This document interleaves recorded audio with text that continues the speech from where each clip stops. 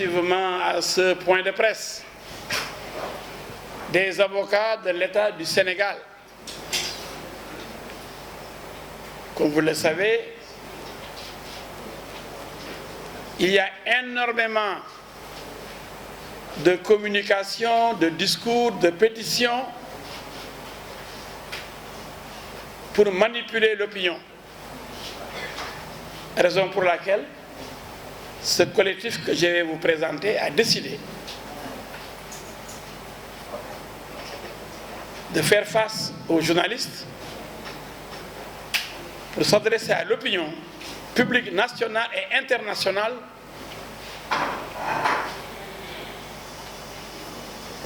pour que tout soit clair.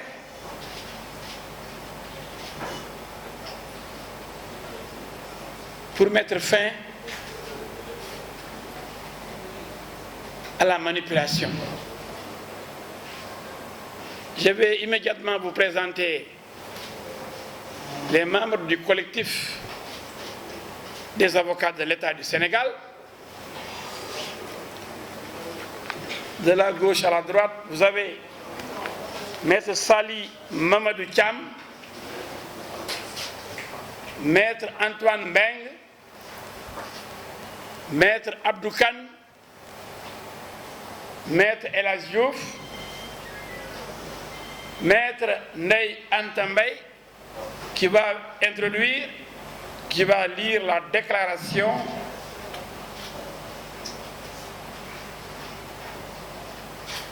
adressée aux journalistes et à l'opinion. À sa suite, sur à ma droite, Maître Adama Fall, Maître Ousmane Thiam,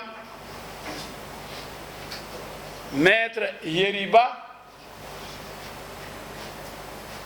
Il y a des absents, peut-être qu'ils vont nous rejoindre, et d'autres qui sont empêchés. Il y a Maître Abdou Djalikan, Maître El Hadji Amadou Sall, empêché, un peu souffrant, Maître Samba Bitey, Maître Souleymane Kodou Fall, du barreau de Paris, mais qui est constitué ici, à nos côtés. Tout de suite et immédiatement, je vais passer la parole à Maître Ndeye Anta Mbaye, qui va lire la déclaration que nous avons préparée pour vous. Bon, je te remercie, El Hadji. Changer. Je m'assois là. Mais c'est la même chose. Hein?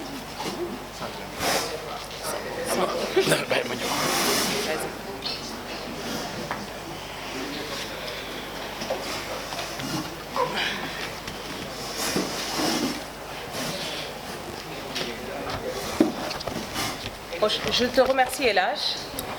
Bonjour, mesdames et messieurs les journalistes. Nous vous remercions, comme El Hadji l'a introduit, à répondre à notre invitation.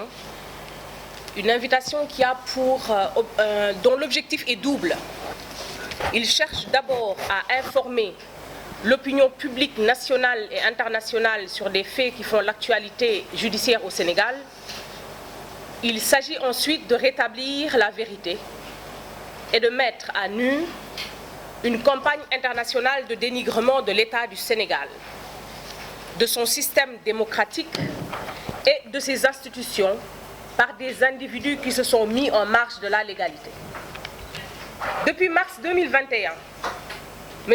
Ousmane Sonko s'est singularisé par des discours violents, des appels incessants à la haine, à la désobéissance civile, à l'insurrection, à l'irrespect des institutions et à leur renversement par des procédés non démocratiques.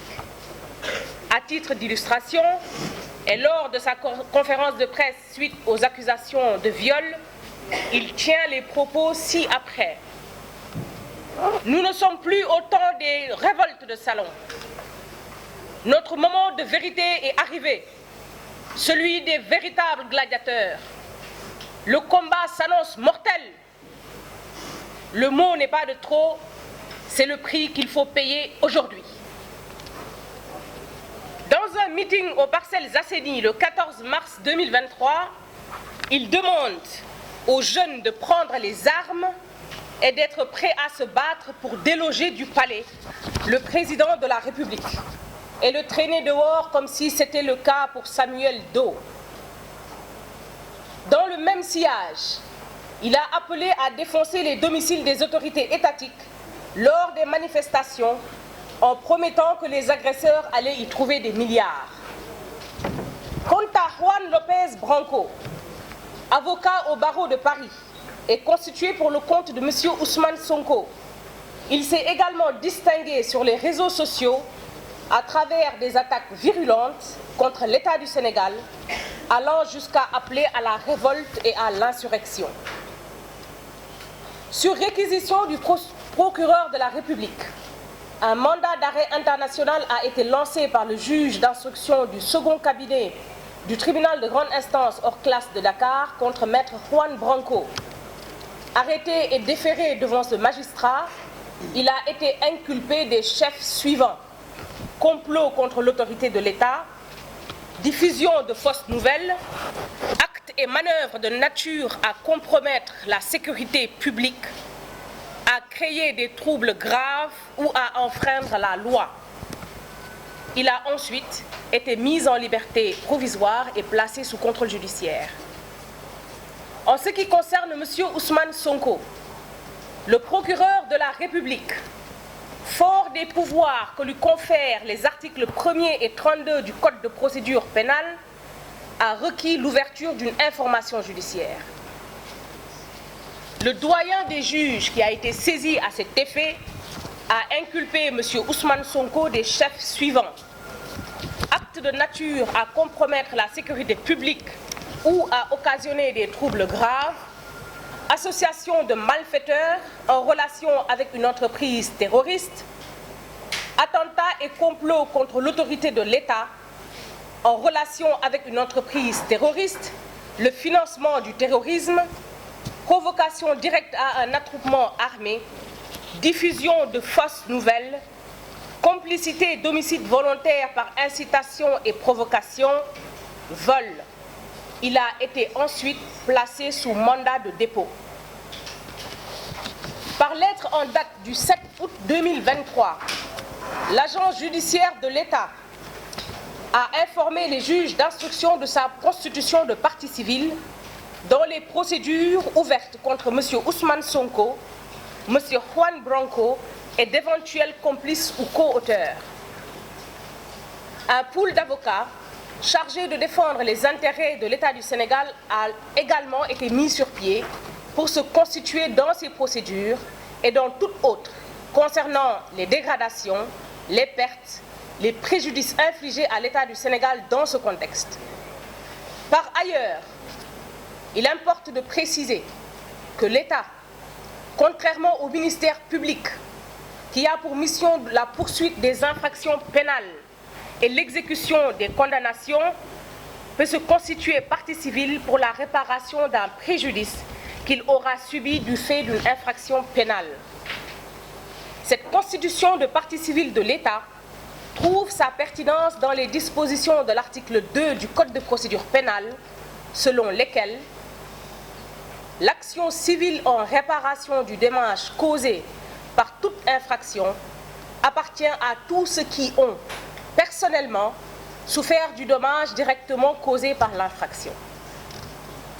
Il est à rappeler qu'au cours des différentes manifestations, des saccages et pillages des biens publics ont été la cible des casseurs. Ces biens, qui ont une forte valeur sociale, transport, alimentation, carburant, réseau électrique, distribution d'eau, ont été endommagés ou complètement détruits sur l'ensemble du territoire national. L'image de l'institution étatique a été chahutée. Le fonctionnement des services publics ralenti. Les populations terrorisées. Les victimes et leurs familles traumatisées.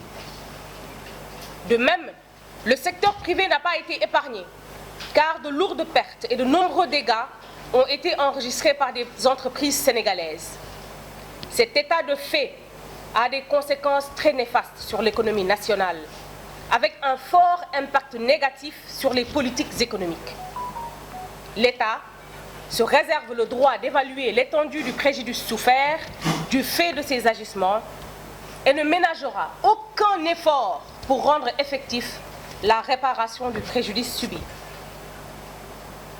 Le pool d'avocats rappelle que dans le cadre des procédures susvisées, il poursuit et entend ne poursuivre que l'objectif de la restauration et de la préservation des intérêts de l'État du Sénégal par la manifestation de la vérité judiciaire, le respect de la présomption d'innocence, la garantie d'un procès équitable, mais aussi et surtout le principe sacro-saint de la séparation des pouvoirs.